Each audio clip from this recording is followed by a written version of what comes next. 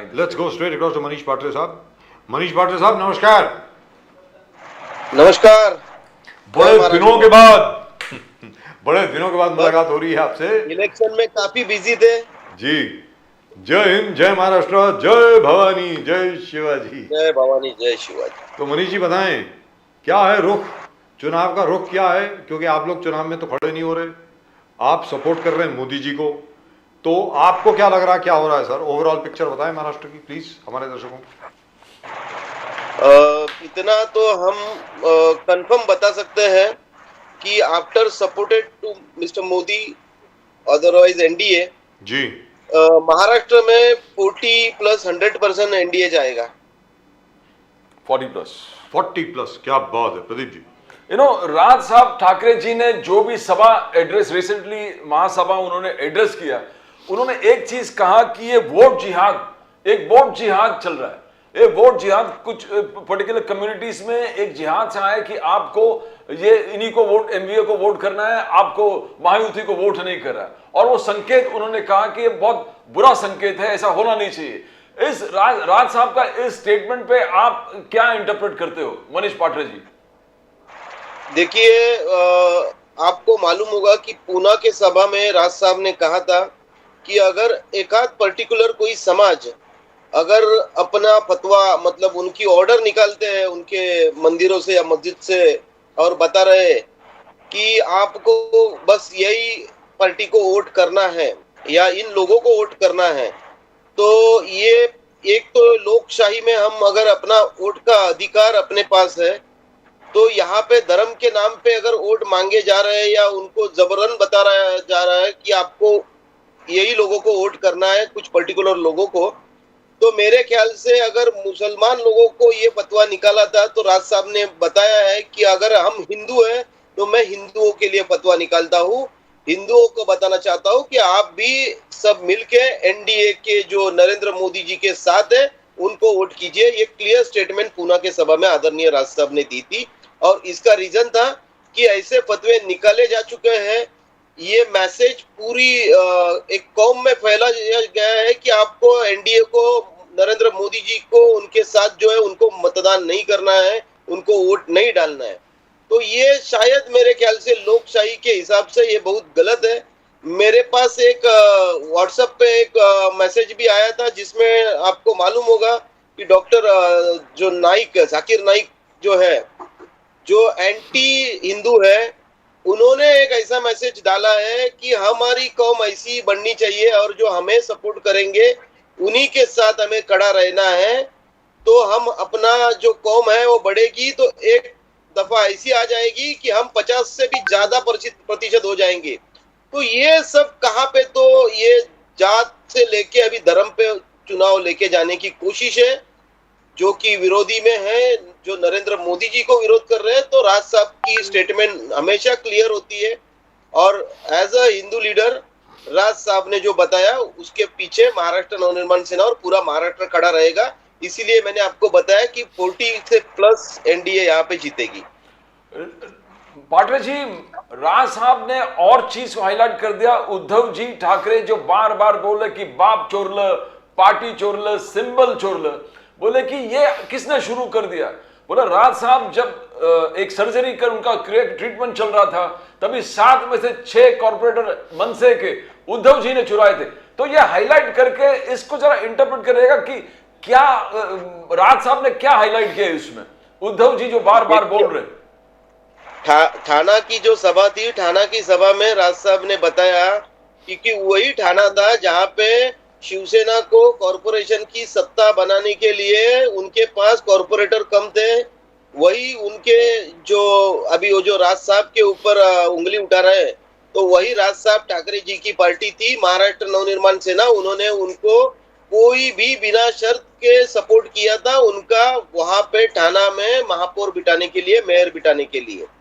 और ये सब चीजें होने के बावजूद, मतलब खाली ठाना नहीं, मैं बदलापुर में उनको सपोर्ट किया था. वर्ली में आदित्य ठाकरे जो कि राज साहब के भतीजे हैं, जो कि उद्धव जी के पुत्र है, उनको जब इलेक्शन लड़नी थी वो समय पे महाराष्ट्र नवनिर्माण सेना ने अपना कैंडिडेट वर्ली अपना जो मनसे का गढ़ है वहां पे दिया नहीं था.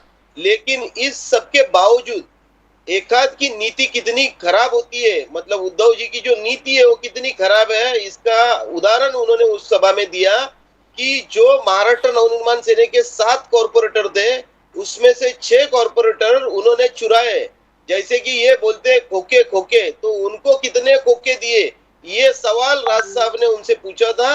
और यही बात उद्धव जी को उन्होंने स्टेज से पूछी थी कि आपने हमारे अगर कॉर्पोरेटर चुराए, हम तो कोई कहां पे गए नहीं रोने के लिए कि हमारे कॉर्पोरेटर चुराए, अभी हम क्या करें, हम तो सामने काम कर रहे हैं, जनता में जा रहे हैं, लोगों के जो प्रश्न है, जो सवाल है उसके लिए खड़े हो रहे हैं, इसलिए लोग हमारे पास आ रहे हैं।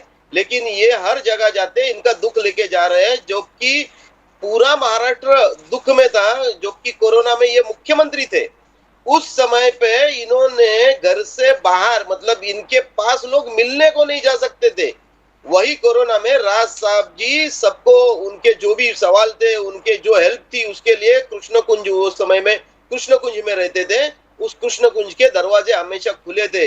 लेकिन हमारे मुख्यमंत्री बस हमें टीवी पे आते थे, हमें बताते थे कि अपनी सुरक्षा अपने आप रखो, सरकार कुछ करने वाली है नहीं।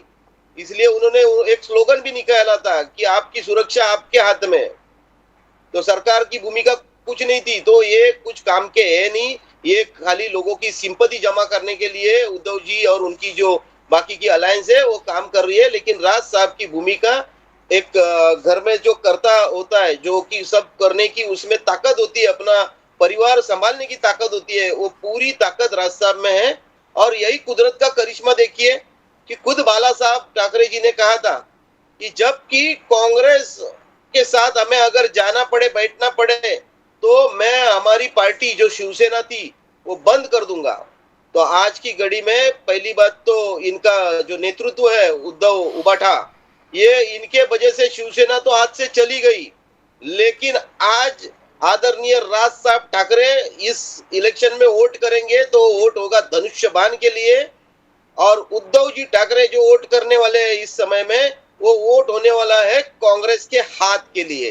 तो ये नीति ने उनके साथ खेला हुआ सबसे अच्छा मौका उनको दिखाया है, उनको उनकी जगह दिखा दी है। तो आपका कहना है कि मोदी साहब, अमित शाह जी जो बार बार नकली सेना का वर्णन करते हैं वो जस्टिफाइड है, बिकॉज विचार बाला साहब ठाकरे जी का विचार, बाला साहब ठाकरे जी का आइडियोलॉजी, बाला साहब ठाकरे जी का जो विजन था, सपना था, राम मंदिर, आर्टिकल 370, वो इस प्रकार से राज साहब तभी बहुत करीब थे बाला साहब ठाकरे जी के। तो ये सपना ये हिंदुत्ववादी शक्तियों ने ये फ्रूटिफाई किया। तो ये नकली सेना वाला आरोप आप कैसे देखते हो?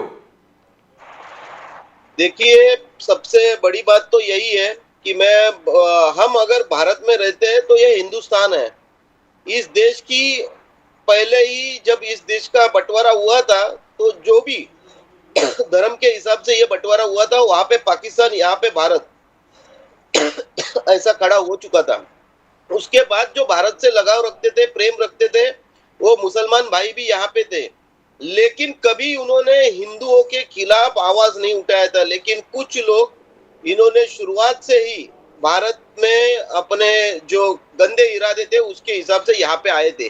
आज वो सब लोग एक गट्टा होके, जो कि कांग्रेस के साथ राष्ट्रवादी हो या फिर वहां पे ममता जी हो या और भी बहुत सी पार्टियां उनके पीछे खड़े हैं, अभी उनका पूरा सपोर्ट यहाँ पे उद्धव बाला साहब ठाकरे ले रहे हैं।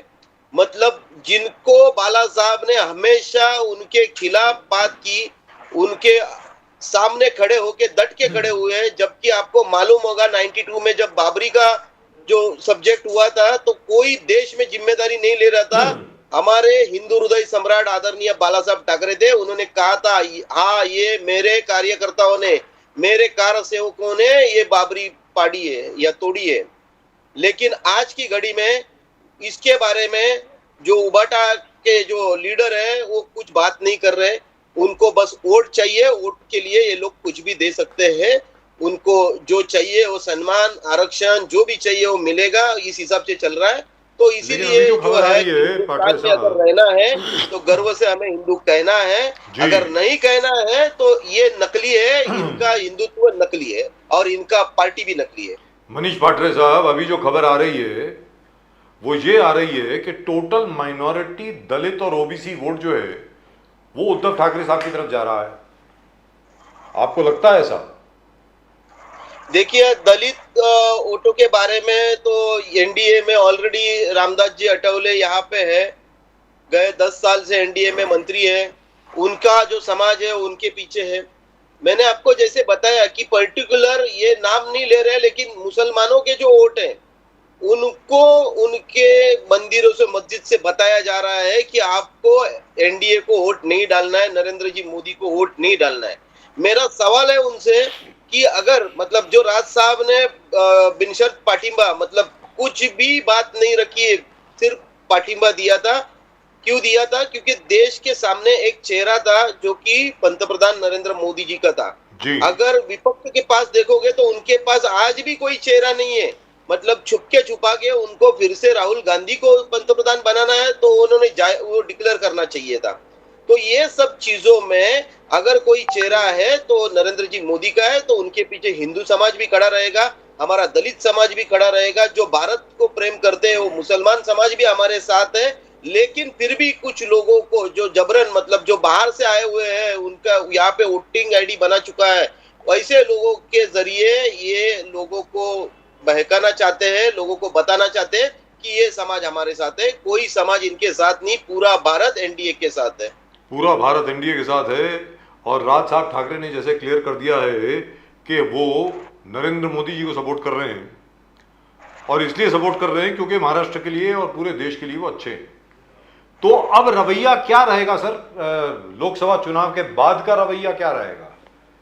देखिए, आपको मालूम होगा कि जो गुड़ी पाड़वा की जो सभा थी जी, जो अति विशाल सभा थी, उन्होंने राज साहब ने सबके सामने रखा था कि मैं नरेंद्र जी मोदी को, हमारी महाराष्ट्र नवनिर्माण सेना बिना कोई शर्त के हम लोग उनको सपोर्ट कर रहे हैं, और हमारा जो भी है एमएनएस का, वो आने वाली एमएलए हो, कोई भी आगे के जो चुनाव हो, जो महाराष्ट्र के चुनाव होंगे, वो पूरी जोर शोर से हम लड़ेंगे, वो जीतेंगे, और महाराष्ट्र को जो चाहिए वो हम 100% केंद्र से लेके आएंगे, और महाराष्ट्र का विकास, जैसा देश का विकास हो रहा है वैसा महाराष्ट्र का भी विकास जोरों से, जोर शान से होगा।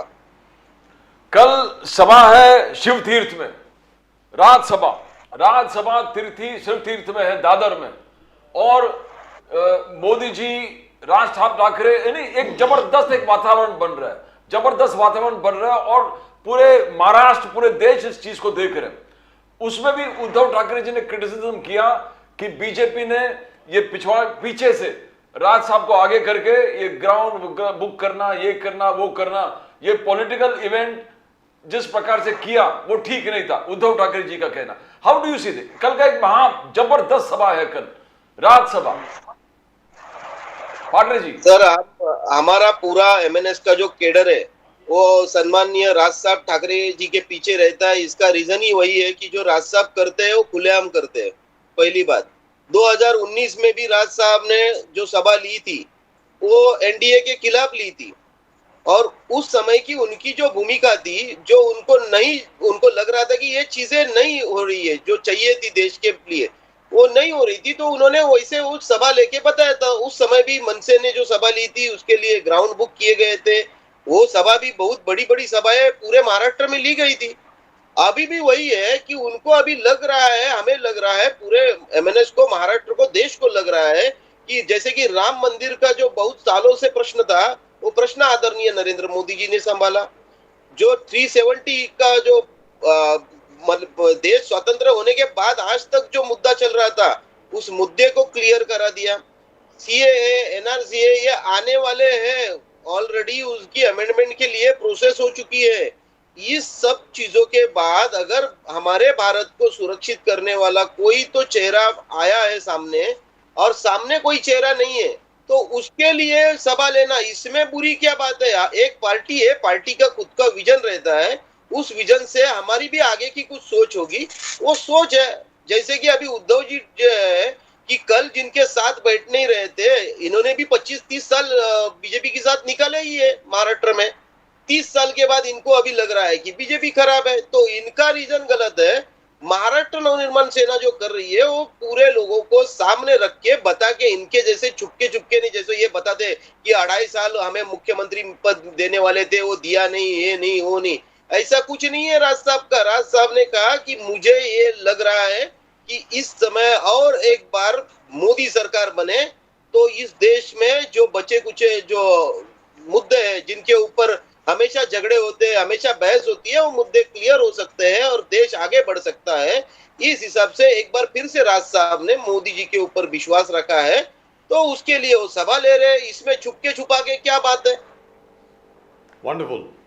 प्रदीप जी, तो आप जो बार बार अभी मोदी जी 400 पार और राहुल गांधी जी का कहना है कि कांग्रेस मैनिफेस्टो है, जो महालक्ष्मी योजना है, जो श्रमिक लेबर्स को 25 लाख का इंश्योरेंस, हेल्थ इंश्योरेंस देने का वादा है, फिर अलग पहली नौकरी पक्की, ये सब राहुल गांधी कांग्रेस का कहना कि ये गेम चेंजर है, ये गेम चेंजर है। और ये जो एम्प्लॉयमेंट है, अलग अलग स्कीम जो मोदी जी फेल हो गए, वो राहुल गांधी जी फर्स्ट कैबिनेट में 30 लाख नौकरी भर्ती फटाफट कर दे। तो ये क्या गेम चेंजर है पाटले जी, आप इसको कैसे देखते हो, राहुल गांधी और कांग्रेस का मैनिफेस्टो? मैं इतना ही बताऊंगा कि ये सब जो एक हम बोलते हैं ना कि लोगों को एक रुझाना है यहाँ पे, उनको बहकाना है कि हम ये देंगे वो देंगे, कहाँ से देंगे इनको मालूम नहीं। एक सभा में आदरणीय राज साहब ने भी कहा था कि मैं हर एक आदमी को 50 लाख रुपया दूंगा, लेकिन वो चुनावी जुमले होते हैं। ये चुनावी जुमले राज साहब ने उस सभा में बताए थे कि लोग ऐसे बोल जाते हैं, बाद में वो मैनिफेस्टो कोई देखता नहीं है, उस मैनिफेस्टो के ऊपर कोई बात नहीं होती है। इन्होंने अभी कहा है क्योंकि इनको मालूम है कि आर या पार ये उनके लिए उनकी अस्तित्व की लड़ाई है। वो जीतने के बाद फिर उनको क्या करना है नहीं करना है वो उनको मालूम, लेकिन ये कुछ करने वाले हैं नहीं। ये चुनावी जुमले राहुल गांधी जी बता रहे हैं, लोगों को बहका रहे हैं। हर औरत के लिए, मतलब जो हमारी बहन है, हमारी माता है, उनको 1 लाख रुपया, हर घर में नौकरी, ये सब बताने की बातें हैं। इतना करने की उनकी अगर चाहत होती तो उनके पास इसके पहले सत्ता थी और वही समय था जो देश बदल रहा था, देश कॉर्पोरेट इमेज में जा रहा था। 2000 के बाद कॉर्पोरेट यहाँ पे आ चुका था। उस समय पे ये बहुत आसान था, उस समय पे इन्होंने किया नहीं। उस समय में आपको अगर मालूम होगा तो रेलवे में जो कि लालू प्रसाद यादव जी वहां पे बैठे थे, उन्होंने उनके लोगों को भर्ती किया। उसके बाद जो आए, मतलब जो आए मिनिस्टर अपने अपने खाता में अपने अपने लोगों को भर्ती किया, लेकिन महाराष्ट्र के लिए किसी ने देखा नहीं। हमारी महाराष्ट्र की जनता सुधने है, उसको मालूम है क्या करना है। और महाराष्ट्र नवनिर्माण सेना जो कि बिनशर्त अगर एनडीए को पाठिंबा मतलब सपोर्ट किया है तो उसके बदले में महाराष्ट्र का फ्यूचर जरूर देखती है, ये हम बता सकते हैं। Right, thank you so much sir. Manish Patle ji, बहुत बहुत धन्यवाद आपका हमसे बात करने के लिए, बहुत बहुत शुक्रिया आपका। And all the very best for tomorrow's rally sir. आप भी होंगे वहाँ पे जरूर, मुझे लगता है। Thank you so much. नमस्कार, जय हिंद, जय महाराष्ट्र, जय भवानी, जय महाराष्ट्र। और एक बार फिर से मोदी सरकार। क्या बात, क्या बात है साहब, क्या बात है। जय भवानी, हर हर Mahadev. Thank you. But this is dangerous what he said. Did you see that thing of Dr. Zakir Naik? He mentioned something about Dr. Zakir yes, Naik. yes. Now I haven't seen it, but he said it. So these guys But from it's MNS going are on usually everywhere. I mean, that's these what- guys from MNS are usually very accurate. But it's quite dangerous actually. That was told by, I think, Fadnavis ji, Ashish Shelar, everybody's talked about this vote jihad and the way they are It's a bit- announcing. I mean, it is a bit worrying. I think it's a bit worrying for our democracy. But finally, the news is that Swati Maliwal has finally filed a complaint with the police. So she has recorded a statement. Now, what is in the statement, we don't know. The police has said that the assault did take place and she was physically assaulted. And we don't know whom she is named. She is certainly named as Vibhav Kumar, but we don't know if she is named Mr. Kejriwal.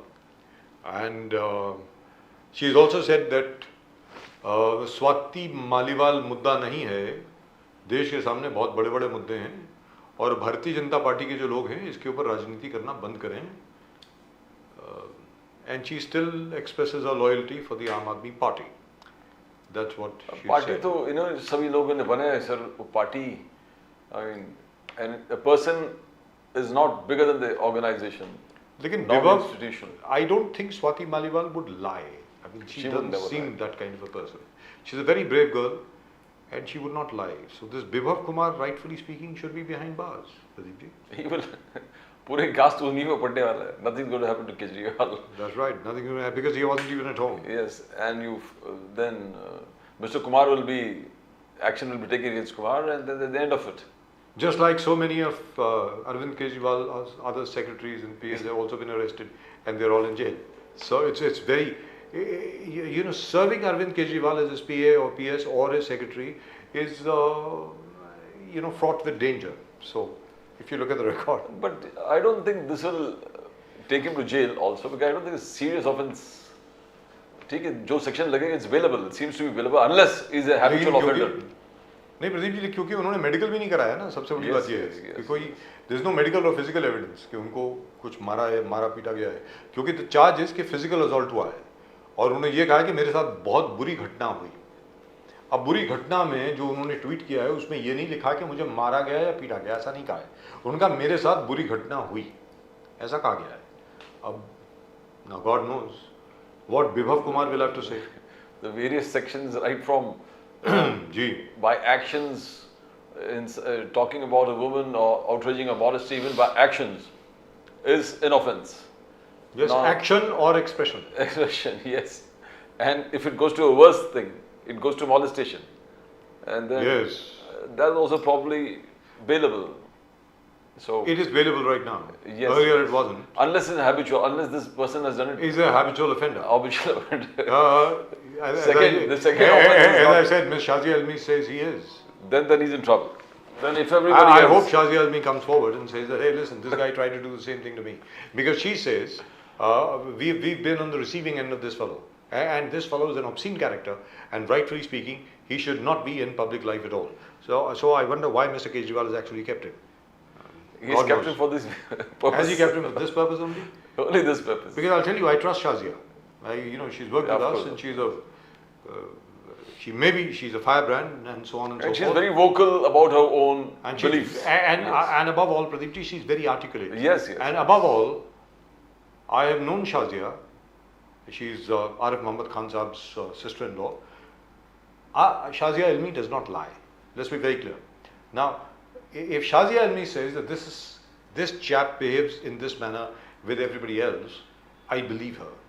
So, Mr. Vibhav Kumar will have to prepare a defense. Maybe Mr. Abhishek Manu Singhvi will defend him too. One never knows. Well, that's just about it for tonight's show. आज के show में सिर्फ इतना ही from both Pradeep ji and myself. It's been a great show. Thank you very much for making it a great show, and thank you very much for joining us. That's it. That's all we've got for you. आज के show में सिर्फ इतना ही.